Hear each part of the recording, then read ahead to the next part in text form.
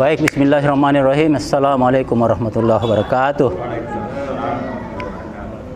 Alhamdulillahirabbil alamin. Salatu wassalamu ala asrafil anbiya'i wal mursalin Sayyidina Muhammadin wa ala alihi wa sahbihi ajmain. Amma ba'du.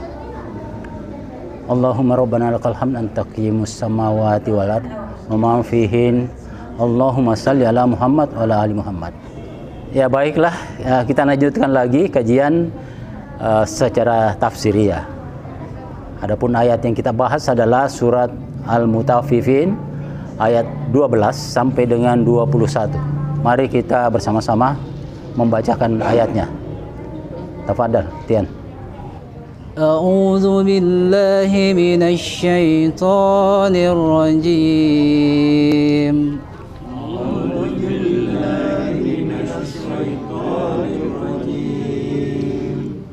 وما يكذب به إلا كل معتد أثيم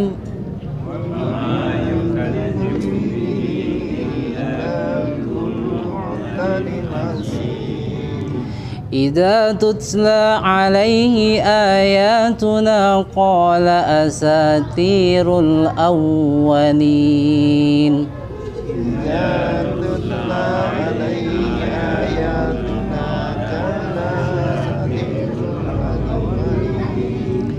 كلا بل ران على قلوبهم ما كانوا يكسبون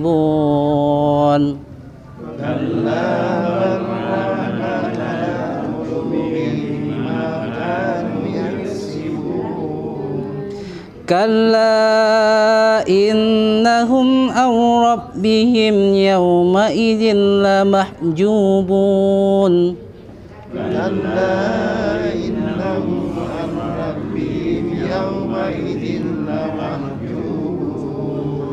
ثم إنهم لصال الجحيم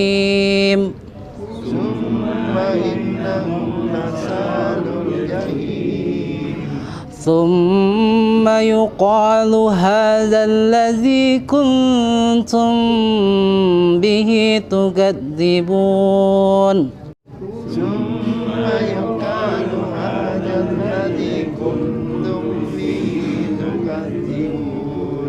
كلا إن كتاب الأبرار لفي عليين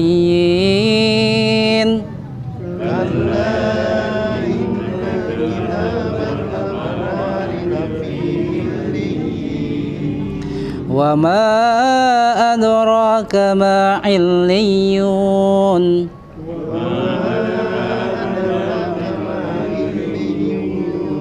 كتاب مرقوم يشهده المقربون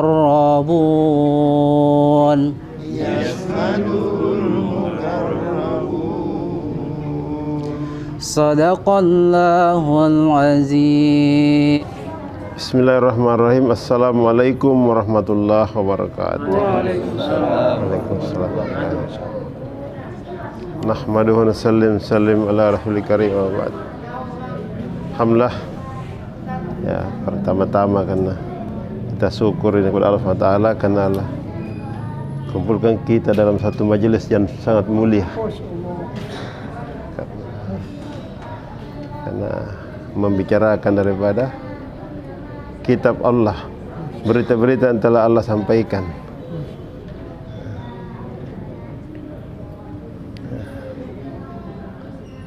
Tadi saya sampaikan lafaz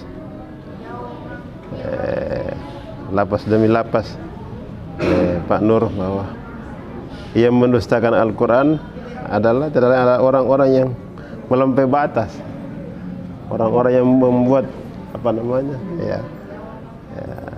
berbuat dosa, sehingga karena mereka dosa demi dosa sehingga hati tertutup, maka mereka disampaikan berita dari Allah, mereka mendustakan. Jadi ini sepenuhnya ini mesti iman yang bisa tangkap ini. karena apa namanya, walaupun ini diilmui, tapi kalau iman kita lemah, ya tadi antara lain, ya boleh jadi juga ada yang mengatakan itu cerita aja itu. Nah, tapi nanti kemudian baru dilihat tuh, ternyata. Maka di sini tidak ada yang perlu kita tanggapi, mesti kita langsung yakini saja ini. Iya, ya, kita yakini. Karena yang berita Quran itu berita cerita yang telah terjadi, kemudian yang keadaan sekarang yang akan terjadi. Nah, kalau berita-berita hari kemudian ya semua harus iman yang bisa menangkap ini. Iya. Maka iman ini yang mesti bagaimana kita kuatkan ini supaya berita-berita ini tidak sekadar kita tahu, tapi kita bisa laksanakan apa yang dikehendaki Al-Quran. Tadi kita seperti antara lain Nabi katakan bahwa jaga Al-Quran, karena Al-Quran itu cepat sekali keluar dari hati, seperti mana binatang yang kita lalai, dia akan lepas dari ikatannya.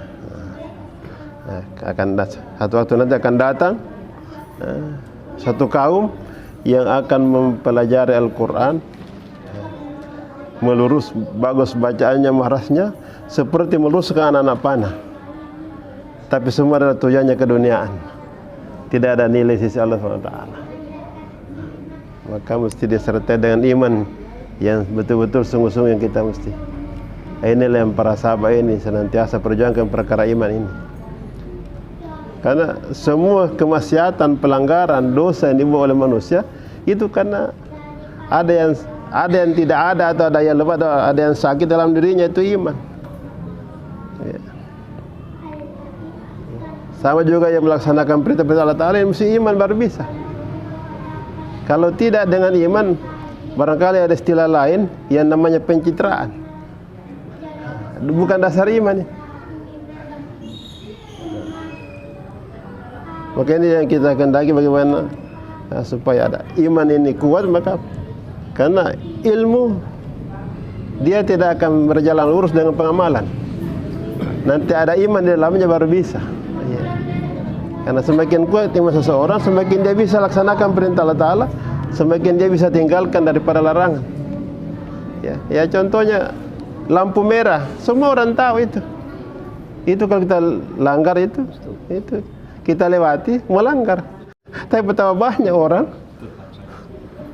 justru lampu merah baru dia tancap gas. Tancap gas, Pak. Sudah tahu ini larangan. Padahal situ ada polisi yang jaga.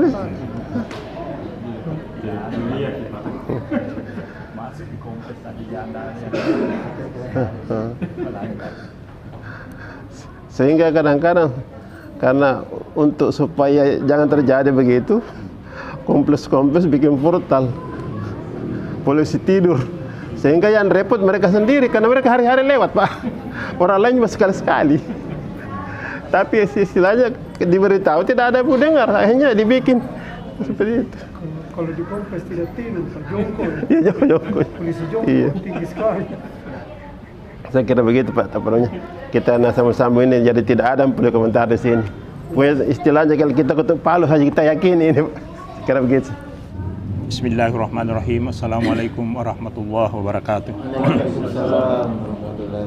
Kita tiba pada surah Al-Mutaffifin. Al-Mutaffifin adalah surah yang menceritakan kecurangan. Kalau menceritakan kecurangan ini soal jual beli, pedagang. Karena sekarang memang banyak sampai sekarang ini kecurangan terjadi di mana-mana dan gampang sekali dilakukan. Seperti misalnya menimbang, kalau timbangan sudah jauh, banyak sekali sudah takaran, meteran, termasuk itu menakar beras. Beras dulu kalau di liter itu ternyata kan dikasih lurus dengan apa itu, dengan tongkat. Ternyata tongkatnya itu melengkung, jadi lengkungannya itu dibawa. Ya, itu kecurangan-kecurangan. Jadi memang dari dulu ini Al-Quran, sejak lahir Al-Quran, sudah turunnya ayat-ayat ini sudah memperingatkan kita sebagai umat hati-hati dengan kecurangan-kecurangan ini. Karena itu akan, kalau tidak dibalas pada saat ini, akan kita dapatkan di kala hari kemudian. Dan itu akan berbicara dengan rekaman tadi itu. Rekaman tangan, rekaman mulut, dan lain sebagainya. Nah, itulah barangkali yang bisa saya sampaikan. Sementara terima kasih. Assalamualaikum warahmatullahi wabarakatuh. Bismillahirrahmanirrahim. Assalamualaikum warahmatullahi wabarakatuh. Sehubungan dengan tadi pertanyaan atau apa yang dijelaskan Pak Nasir mengenai ketidakjujuran, tapi hanya disinggung pada takaran timbangan. Apakah memang pada saat itu tidak ada misalnya taruhlah sekarang HNS pegawai, kenapa tidak disinggung masalah pekerjaan atau kewajiban hak dan kewajibannya? Ya, hanya yang disinggung takaran saja, timbangan. Memang pada waktu itu hanya pedagang yang ada atau tidak ada istilah kantoran apa segala untuk menjalankan negara itu, bagaimana kondisinya dulu? Ya, Bismillahirrahmanirrahim. Jadi ini kan menyangkut hak dan kewajiban, karena kalau menerima maunya utuh, memberi kurang. Jadi ini berkaitan dengan hak dan kewajiban. Kan ini kan take and give, memberi dan menerima. Jadi kalau menerima maunya utuh, ya itulah masalah hak dan kewajiban. Kadang-kadang sifat kita ini manusia secara umum, kalau kita menerima hak kita mau utuh, sementara kita melakukan kewajiban kita kurang. Nah, ini dari itu. Jadi kena juga itu. Memang saat itu yang populer adalah perdagangan, tapi kan perkembangan selanjutnya kita bisa analogikan, kita bisa bandingkan dengan itu. Ya. Adapun batas ini yang seperti disampaikan tadi Pak Ali.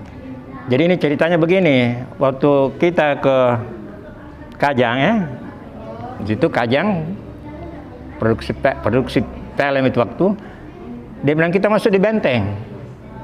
Saya pikir benteng itu ada pagar ya, tidak ada, hanya parit saja. Sampai saya tanyakan, yang mana bentengnya? Kenapa ini disebut ini wilayah ini benteng?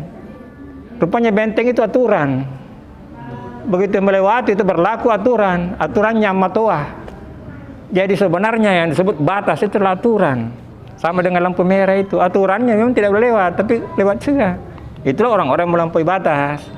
Ya, jadi yang disebut dengan batas adalah aturan. Jadi muqtadin, orang yang melampaui batas melanggar aturan. Ya. Jadi ini yang dan aturan itu ada aturan syariah, ini, ada aturan sosial yang disepakati. Lampu merah itu hijau, kuning, itu aturan sosial yang kita sepakati. Barangkali masih baru pulang dari masjid, baru didengar ihdinas siratal mustaqim, kita sampai di sana, masih baru merahnya, lewat saja. Nah, ini bertentangan dengan apa yang dia minta. Tunjuk ke jalan yang lurus. Apa jalan lurus? Jalannya orang-orang yang menegakkan aturan. Itulah jalan lurus. Ya. Siratal mustaqim itu kias. Artinya jalannya orang-orang yang menegakkan aturan. Ya. Dari kata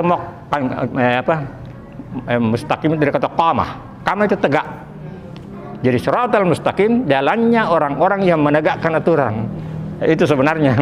Jadi ya Tuhan, tunjukilah aku jalannya orang-orang yang menegakkan aturan, sementara dia sudah melanggar aturan ya. Itu tidak sadar kita kadang itu. Jadi itu tadi Pak Mel.